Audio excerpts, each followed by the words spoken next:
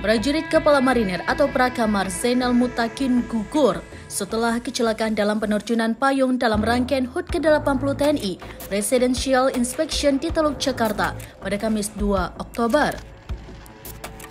Praka Zainal dinyatakan meninggal pada Sabtu 4 Oktober, 2 hari setelah dirawat di RSPAD Gatot Subroto.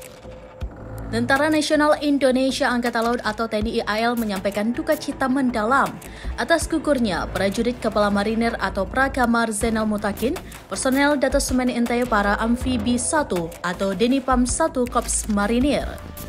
Kepala Dinas Penerangan Angkatan Laut atau Kadis Penal Laksamana Pertama TNI Tunggul mengatakan, insiden terjadi ketika Praka Zainal mengalami kendala di udara pada saat proses pembukaan parasut. Dia mengungkap saat itu parasut Praka Zainal tetap mengembang hingga mendarat di air. Namun ia tidak menjelaskan secara rinci insiden penyebab gugurnya Praka Zainal. Setelah insiden, tim pengamanan di laut segera mendekati penerjun dan melaksanakan evakuasi menggunakan ambulansi rider menuju posko kesehatan Kolil Lamil. Kemudian Praka Zainal langsung dievakuasi menuju RSPAD Gatot Subroto untuk menjalani penanganan intensif. Namun setelah mendapat perawatan dan berbagai upaya medis selama 2 hari, nyawa Praka Zainal tidak tertolong hingga dinyatakan meninggal dunia. Praka Zainal gugur pada Sabtu 4 Oktober dini hari di RSPAD Gatot Subroto.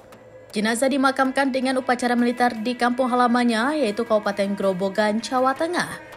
Sebagai bentuk penghormatan, TNI Angkatan Laut akan mengusulkan kenaikan pangkat luar biasa atau KPLB bagi almarhum atas jasa dan pengabdiannya selama bertugas. Kadis Penal menambahkan, insiden ini menjadi pelajaran berharga bagi TNI AL untuk terus memperkuat aspek keselamatan dalam setiap operasi dan latihan. Lebih lanjut, Tunggul mengaku TNI AL sangat kehilangan sosok Zainal.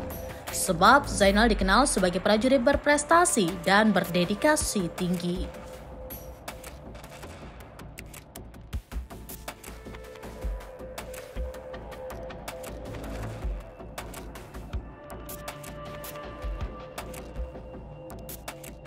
Download Tribun X sekarang, menghadirkan lokal menjadi Indonesia.